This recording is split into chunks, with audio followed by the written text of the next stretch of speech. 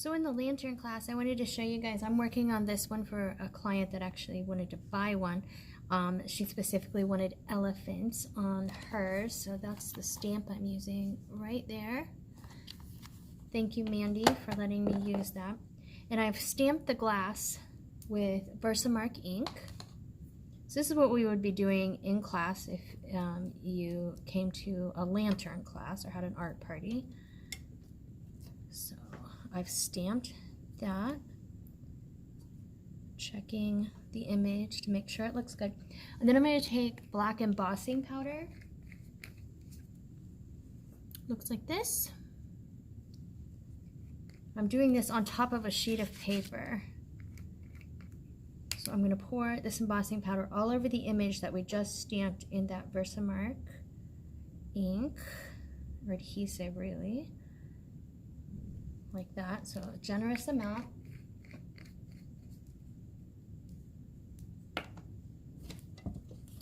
And I'm going to flip the whole thing over quickly onto the paper, not setting it down, just putting that powder onto the paper.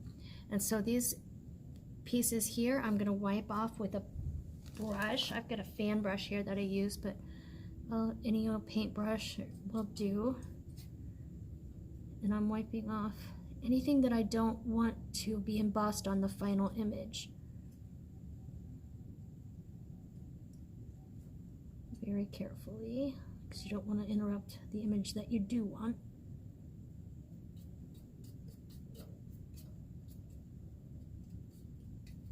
And before I stamped that, I wiped it down with this static eraser. I'm going to set this down. I'm going to pour the excess embossing powder back into the container. So I have it on my paper here, and I just use that as a funnel to funnel that paper or that powder back into the container, just like that. And I set my lantern back down with the image up, and I use a heat tool like this, just from any craft store, and I emboss that.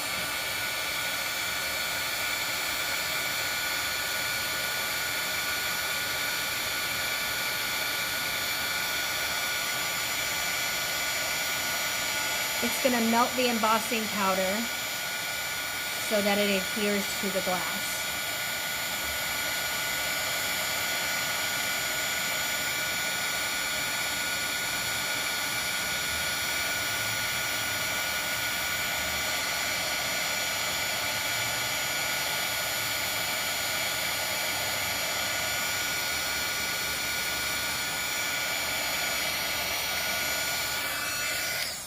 Once that's all melted,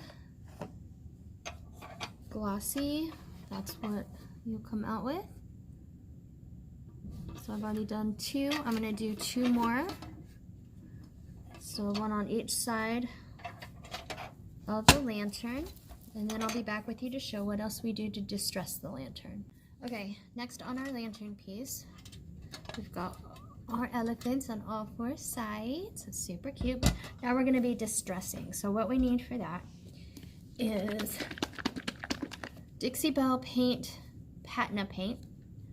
These two work together to make the rust distress. So this one is iron, this one is the green spray. You can get Dixie Belle paint, these specific things, at Southern Charm, which is 2 doors down from my shop.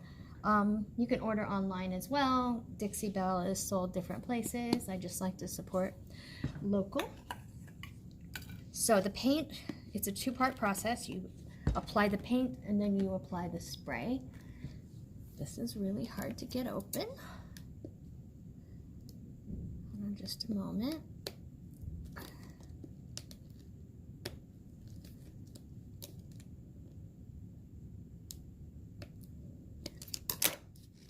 Okay, there we go.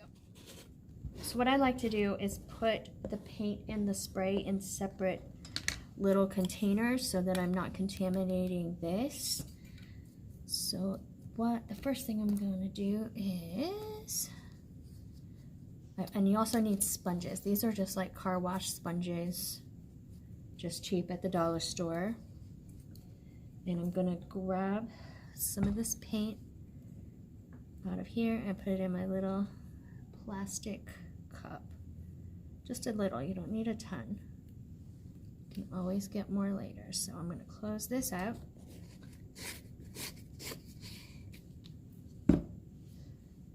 And I'm going to start using that sponge. You can use gloves if you like. And I'm going to decide where I want this to be distressed. I'm going to start up here and I'm going to come down this corner. Wherever you apply paint and then apply the spray, it's going to rust. And it's going to look super cool and old and vintage, like it's been out in the elements for a long time. The reason I'm using a sponge and not a brush is so that there aren't any like real harsh edges. Rust is an organic thing, so you want it to look organic, like it just happened on its own. You can use this on, as far as I know, you can use it on anything and make it look like it's rusted. You can use it on glass, you can use it on wood, metal. And it's a chemical reaction that's going to be happening with it that makes that happen between the paint and the spray. So the spray is like a catalyst. So I'm coming down here. I don't want to get a lot on the glass of this one. I just want it to come down the metal. I'm not going to put it where the clasp is because it will be rust, and I don't want it to be hard to open and close, because I'm going to be putting a tea light inside here. So that's good for that side. You can see what I've done there. Now I'm going to set this paint aside. I'm going to get another little piece of sponge, and I'm going to shake this up first. And then I'm going to put some of this spray into my other little tiny cup. I'd rather do it this way than spray it because the spray goes everywhere. It's too much. And this is a corrosive. You probably should be using gloves. So I've just put the tiniest bit in here. Does not take much at all. It smells a lot like vinegar, to be honest. But it's not a super harsh smell or anything. Okay, so what I'm going to do is I'm going to dunk my sponge in here. I'm going to dab it everywhere that I had paint. Not hard, just enough to get it wet. You don't want to wipe the paint away, but not too much so that it drips everywhere. Yeah, and if you spray it, it'll drip everywhere too. Even doing this, it'll drip a little. And sometimes it can look cool, and sometimes you want to wipe the drip away, like I just dripped right there. And I want to wipe that away before it dries.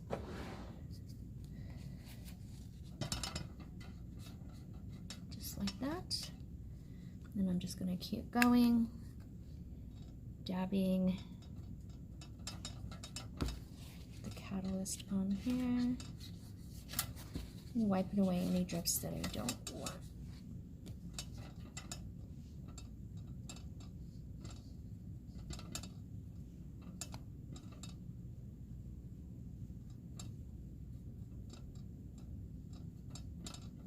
Pretty sure I hit all the spots I want to hit with that.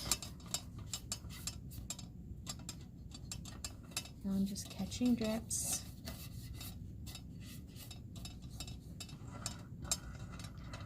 Okay, now I'm going to start on another side and do the exact same thing. I'm going to keep this over on this side, pull my paint back over, because you don't want them having a chemical reaction inside your containers. You want it to be on your piece. So I'm going to put some on the handle here, like the handle's been rusting. And you want to put the spray on it, the paint, while the paint is still wet. Once it's dry, it's really not going to do nearly what you're hoping to get done. I'm taking this one down the side of it.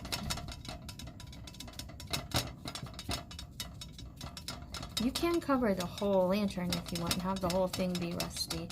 I kind of like the look of it having, you know, just happened over some time, but keeping some of the white in there because it's a nice neutral color that'll ground it to pretty much any decor.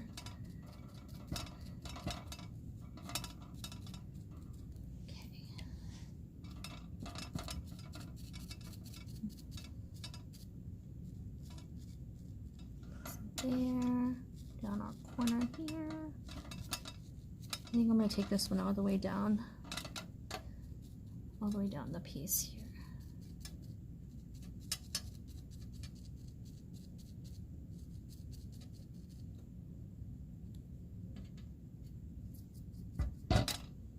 Then I'm going to do the exact same thing I did earlier and put the spray on.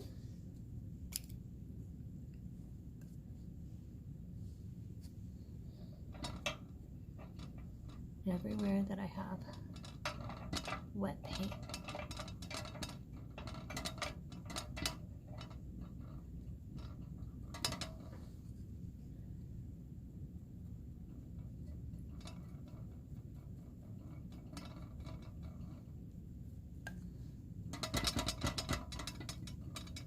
I'm just doing it quickly and it's dripping, and then I can wipe up my drips.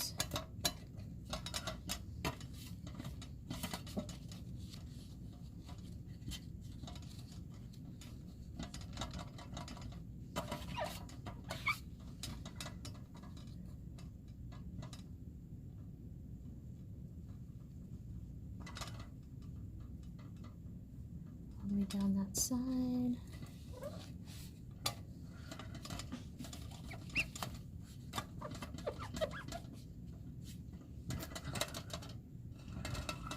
I'm going to show you how it's starting to look on the first side that we did. You can see it's starting to have that chemical reaction.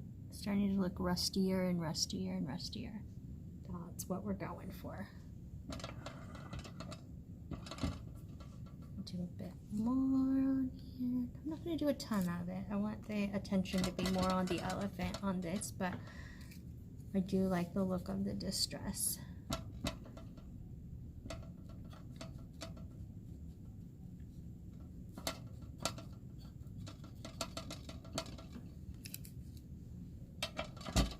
Just wherever you think it would naturally rust, where it would get the most water hitting it or sitting on it.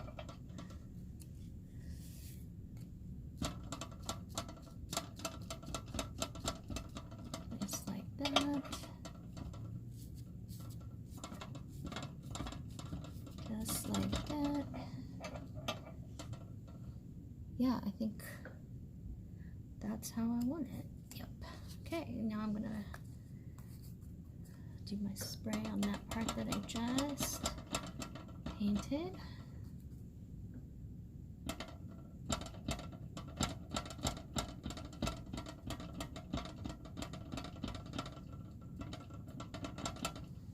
Now, over the course of several hours, this is going to get rustier and rustier and rustier and look cooler and cooler and cooler.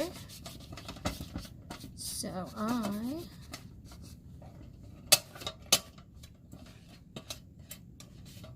I'm going to let that do its thing. You can blow dry it. The catalyst isn't going to work that fast, but you can get it to just so it's dry and then let it do its thing, which is probably what I'm going to do here. And then I'm going to get our embellishment ribbon on here and get it ready to go to the client. I'll show you guys that later.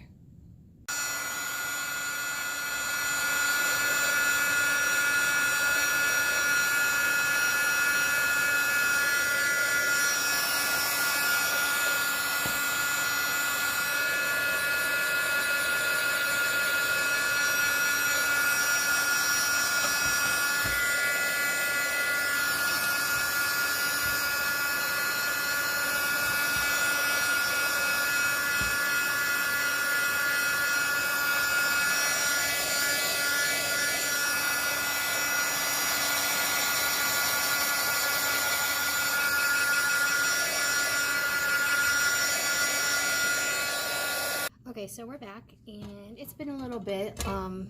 This is still doing its thing, but you can see how rusty it's getting. We'll be doing that for quite some time. I'm going to finish this up. I've got these little LED tea lights. They work great. These are 100 hours for 100 hours, which I think is really good. And you just pull this little tab out of here, turn it on, bing. See how cute is that? And obviously there's no worry about open flame and all of that. So I stick that in there. I'm gonna get a glue dot to set that in there so it doesn't move around on us, but it can be moved if you want. So that's that. You can also get those little fairy lights and put in here, but you know, that's all personal preference. I chose this ribbon for my client. I have several to choose from. Obviously you can do whatever you want to do. This is like springy plaid, but it's got this burlap feel to it, so I think it's really cute. And I think it'll be cute with the elephants too.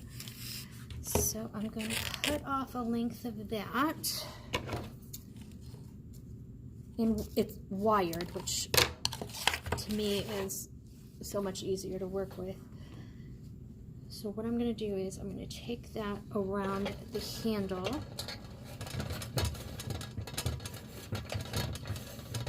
I don't know if you guys can see what I'm doing here. I'm going to move you up. There we go.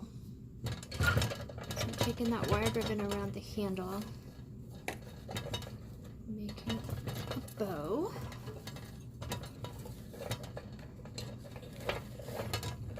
Obviously, this can be changed up for every season. You could make it, change the ribbon for fall, for spring, 4th of July, Christmas. You could put fake snow in it for Christmas and fairy lights. That would be really cute. There's a lot of different things you could do with this. Change it up. It wouldn't be expensive to do so either.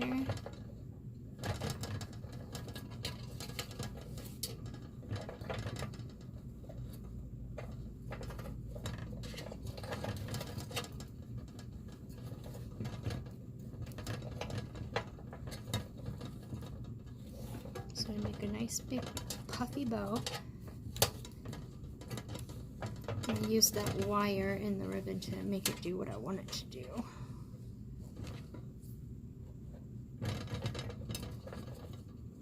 It's going to do different things depending on how you want the handle to. And I think this end is a little long, so I'm going to cut that. You can see